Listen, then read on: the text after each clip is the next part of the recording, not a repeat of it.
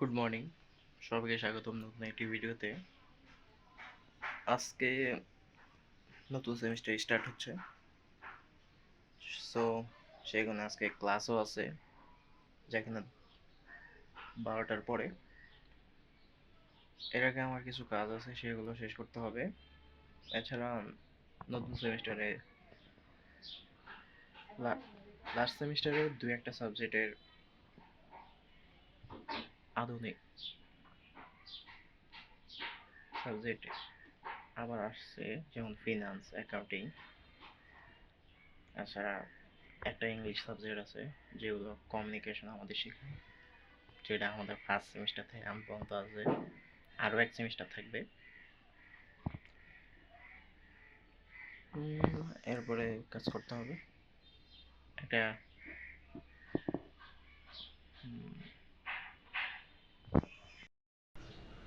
এখন মূলত আমি যে রিলস আছে, রিলসের জন্য থাম্বনেল তৈরি করতে হবে, কারণ যেই থাম্বনেল তৈরি করছিলাম, থাম্বনেল কিছুটা ভালো দেখাচ্ছিল না। যখন বানাইছিলাম তখন ভালো দেখাইতেছিল, কিন্তু পরে ভালো দেখাচ্ছিল না। সেখানে এখন আবার তৈরি করতে হবে। এর জন্য আমি ক্লডের থেকে কিছু আইডিয়া নিব, তারপর পিন্টারেস্টে যে আইডিয়া নিব, এরপরে নিজের মতো করে তৈরি করব। দেখি এটা আমার কাছে পছন্দ হয় নাকি, কারণ ভিডিও আপলোড করতে হবে ফ্রাইডে।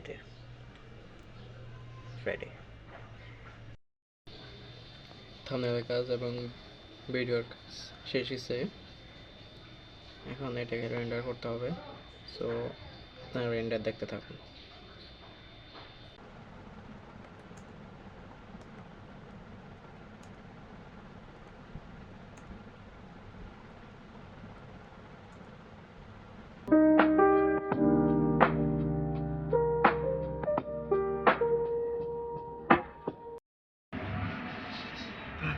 এই গরমে ক্লাসের জন্য যেতেছি।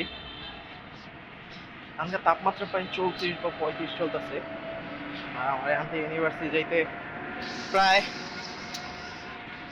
30 থেকে 40 মিনিট লাগবে। এখন প্রথমে যেতে হবে ইউনিভার্সিটির বাস যেখানে থাকে সেখানে, এরপর সেখান থেকে ইউনিভার্সিটি। আগে যাই। আমি ছিলাম হাউজবিল্ডিং, যে হাউজবিল্ডিং থেকে একটা বাসে উঠবো তারপরে, বাট বাসের ভিতরে ভিড়, এবং বুঝলাম যে 5 মিনিটের জন্য বাসের যে গরম আছে সেটা সহ্য করা যাবে না। সেজন্য আমি হাঁটা পথেই আজমপুর যেতেছি। হ্যাঁ, গরম লাগবে, কিন্তু ততটা না। ইউনিভার্সিটির বাসে তো আসছি, কিন্তু ইউনিভার্সিটি বাসে এখনো কেউ আসা যায়নি। আমি আরেকজন স্টুডেন্ট মাত্র পুরো বাসে। সো এখানে আমরা থাকতে বেশি। এই গরমে এখনকার ডিরেক্ট লাইব্রেরিতে যাবো, লাইব্রেরি 8তলা।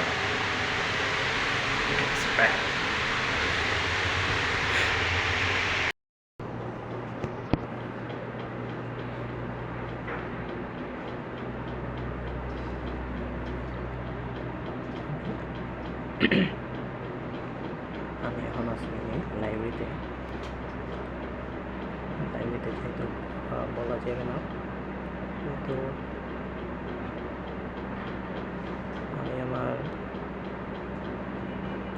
যে নতুন সেমিস্টার আছে সেটা সাবজেক্টগুলো চেক করতেছিলাম, যে কোন কোন সাবজেক্ট আছে।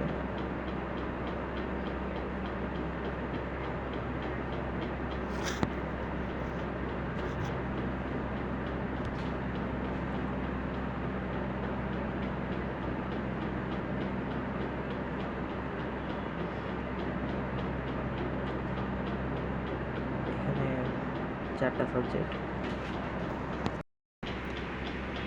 English communication skill, international trade and business, financial management, and cost and managerial accounting. এখানে আমি এর আগে ফিনান্সিয়াল ম্যানেজমেন্ট করি নাই, কিন্তু ফিনান্সের অন্যগুলো করছি এবং অ্যাকাউন্টিংয়ের অন্যগুলো করছি, কিন্তু এটা করি নাই। আর ইংলিশ আমাদের লাস্ট 6 সেমিস্টার ধরে আছে। আর ইন্টারন্যাশনাল ট্রেড বিজনেস এটাও করি নাই। এই তিনটেই নতুন। আর ইংলিশ এখানে ইংলিশ কমিউনিকেশন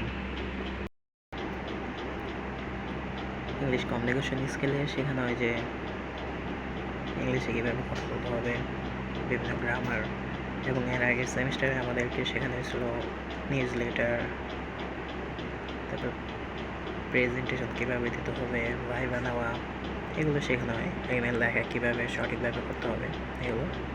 আর কোনো কিছু না। আমার মনে হয় যে ইংলিশ কমিউনিকেশন স্কিল এটা যে রাখা হয়েছে, এটা প্রায় 1.5 ক্রেডিট আমাদের প্রায় 8টা সেমিস্টারে থাকবে। 8 করলে প্রায় 12 ক্রেডিট শুধু রাখা হয়েছে, শুধু ক্রেডিট বাড়ানোর জন্য।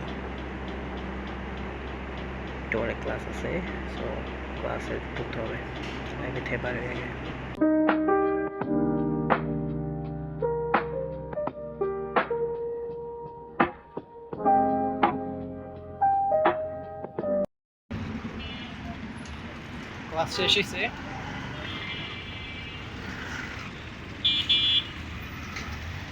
ক্লাস শেষ হয়েছে, আধা ঘন্টা হয়েছে। এখন বাসায় যেতেছি।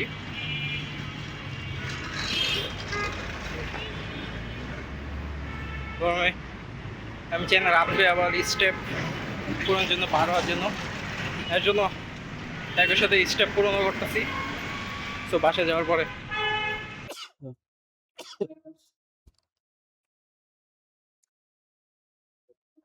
আজকে প্রায় 15 দিন পরে ইউনিভার্সিটি ক্লাস করার কারণে বাসায় আসার পরে খুবই ক্লান্ত এবং টায়ার্ড লাগতেছিল, যে কারণে ছোট একটা ন্যাপ নেওয়া হয়েছে 1 ঘন্টা। আর আজকে যেহেতু নতুন সেমিস্টার প্রথম দিন ছিল, সেই কারণে অত কিছু পড়ানো হয় না এবং আজকে প্রচুর গরম ছিল, মনে হয় 35 ডিগ্রি ছিল, এখনো 32-33 চলতেছে। সেই কারণে এবং আমি এখনকার আমাদের যে এই সেমিস্টারে 4টা কোর্স আছে, English communication skill, international trade and business, financial management and cost and managerial accounting, এর মধ্যে 3টা সাবজেক্ট নতুন। ইংলিশ কমিউনিকেশন স্কিল বাদ দিয়ে এই 3টা নতুন। এই 3টার ফান্ডামেন্টাল আমরা পড়ছি, কিন্তু এগুলো পড়া নেই। সেই কারণে আমি কিছু চ্যাট জিপিটিতে সার্চ করছি যে এই সাবজেক্টগুলোর মধ্যে কি কি পড়ানো হবে, অথবা এর এই সাবজেক্ট এই কোর্স মানে কি, কোর্সের আন্ডারে যদি আমাদের এই 4 মাসের সেমিস্টারে তো সব পড়ানো হবে না, এর বাইরে কি কি আছে, এর মধ্যে কি কি থাকে, সেখানে আমি চ্যাট জিপিটিতে দিছিলাম যে এখানে ইন্টারন্যাশনাল ট্রেড অ্যান্ড বিজনেস হলো এমন একটি বিষয় যেখানে শেখানো হয় কিভাবে বিভিন্ন দেশের মধ্যে ব্যবসা, পণ্য, সেবার আদান প্রদান হয়, মানে ট্রেড হয়, সেটা পরিচালিত করা। এই কোর্সে পড়ানো হয় international business environment, export and import management, global marketing, international finance, international economics, supply chain, logistics, international trade laws, business communication, cross culture management, e commerce and global business. এখানে প্রায় 10টা বা 12টার মতো জিনিস আছে। এগুলো তো আমাদের সব পড়ানো হবে না। তারপর আমাকে আরো ভালো করে দিছে যে সহজ উদাহরণ, আমি মনে করেন বাংলাদেশে একটা গার্মেন্টস কোম্পানি চালাই যেটা যুক্তরাষ্ট্রে পোশাক রপ্তানি করে। এই ব্যবসার জন্য জানতে হবে কিভাবে বিদেশি ক্রেতা খুঁজতে হয়, এক্সপোর্ট এক্সপোর্ট ডকুমেন্ট কিভাবে তৈরি করতে হয়, শিপিং এবং লজিস্টিক কিভাবে কাজ করে, বিভিন্ন দেশের আইন ও শুল্ক কি, তারপরে এটা কিভাবে কাজ করে এবং কোন দেশে কত পার্সেন্ট, আন্তর্জাতিক পেমেন্ট কিভাবে গ্রহণ করা হয়, এসব বিষয়ে ইন্টারন্যাশনাল ট্রেড এবং বিজনেসের অংশ। এটার ক্ষেত্রে আবার দিয়ে দিছিল যে ভবিষ্যতে চাকরির ক্ষেত্র কি কি যদি এটার উপরে ভালোভাবে করা হয়, কেউ import export executive, international marketing executive, supply chain officer, trade analysis, logistic coordinator আরো আছে। এরপর আরেকটা সাবজেক্ট হচ্ছে ফিনান্সিয়াল ম্যানেজমেন্ট। আমরা ফান্ডামেন্টাল অফ ফিনান্সিয়াল পড়ছি, এটা নতুন। ফান্ডামেন্টাল অফ ফিনান্সিয়াল মানে হচ্ছে আপনার এই ফিনান্সের মধ্যে যত ফান্ডামেন্টাল বা বেসিক জিনিস আছে সবকিছু আছে।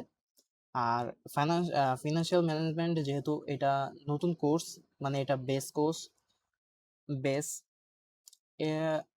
এখানে দেওয়ার পর আমাকে একটা জিনিস দিচ্ছে যে ফিনান্সিয়াল ম্যানেজমেন্ট হচ্ছে অর্থ বা টাকা পয়সার সঠিক পরিকল্পনা, ব্যবসা, বিনিয়োগ ও নিয়ন্ত্রণ শেখার বিষয়। কেউ যদি সহজভাবে বলে, কোনো ব্যক্তি কোম্পানিতে কোম্পানির টাকা কিভাবে পরিচালনা করলে সর্বোচ্চ লাভ, আর্থিক লাভ এবং সেই কোম্পানির যত টাকা আছে সেটা স্থিতিশীলভাবে থাকবে, সেটাই হচ্ছে ফিনান্সিয়াল ম্যানেজমেন্টের মূল বিষয়।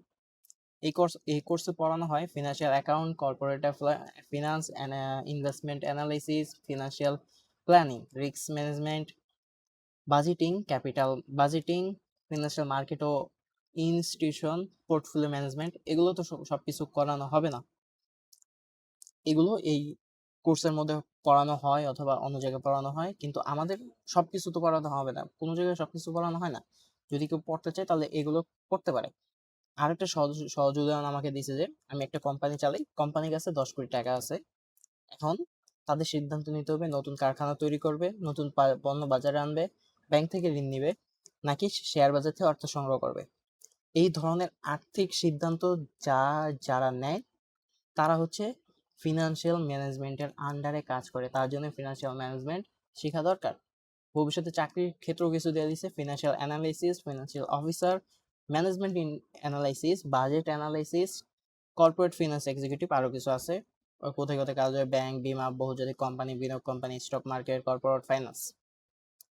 কারা ভালো কাজ করবে, কার জন্য এটা ভালো, হিসাব নিকাশ ভালো পারে বা ব্যাংক খাটাতে পারে, বিনিয়োগ, ব্যাংকিং, ব্যবসা, কর্পোরেট জগৎ।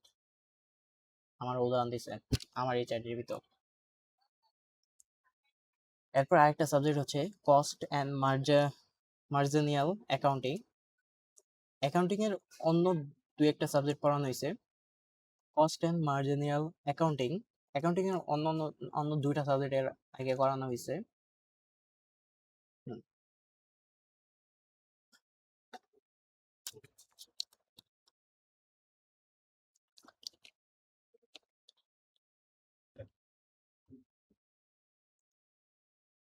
মার্জিনিয়াল অ্যাকাউন্টিং হচ্ছে এমন একটা বিষয় যেখানে শেখানো হয় যে কোনো কোম্পানির খরচ কিভাবে হিসাব করতে হয় এবং সেই তথ্য ব্যবহার করে কিভাবে ব্যবসায়িক সিদ্ধান্ত নিতে হবে, যে ব্যবসায় উন্নতি করবে কিভাবে, লাভ কিভাবে করবে, এবং ব্যবসায় যে অবস্থা আছে সেখান থেকে আরো প্রফিট কিভাবে জেনারেট করবে।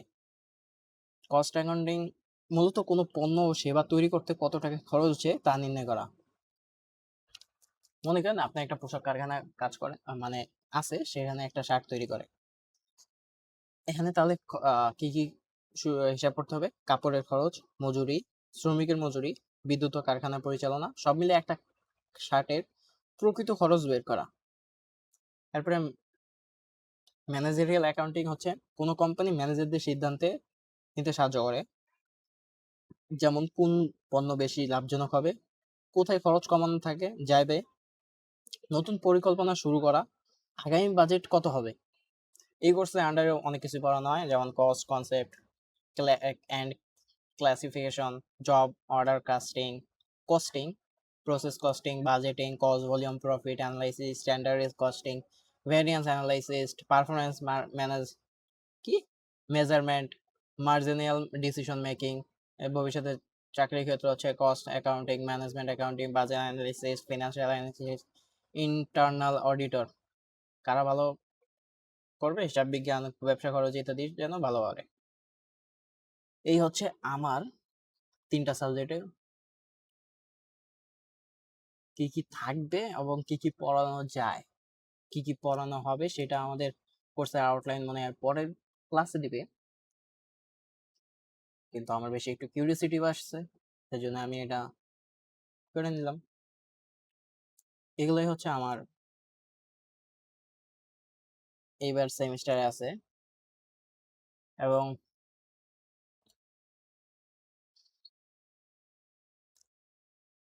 আজকের মতো এখানেই শেষ। আজকের দিন এখানেই মতো শেষ করলাম, প্রায় 8:30 হয়ে গেছে এখন। আর আজকের সারাদিন এই স্টেপ কমপ্লিট করা হয়েছে এবং আজকে খুবই টায়ার্ড। আমি যদি রাত্রে ডিনার করার পরে যদি বিছানায় শুই তাহলে ঘুমিয়ে পড়বো। সো যাদের ভিডিও ভালো লাগছে তাহলে একটা লাইক করতে পারেন এবং একটা শেয়ার করতে পারেন। Thank you.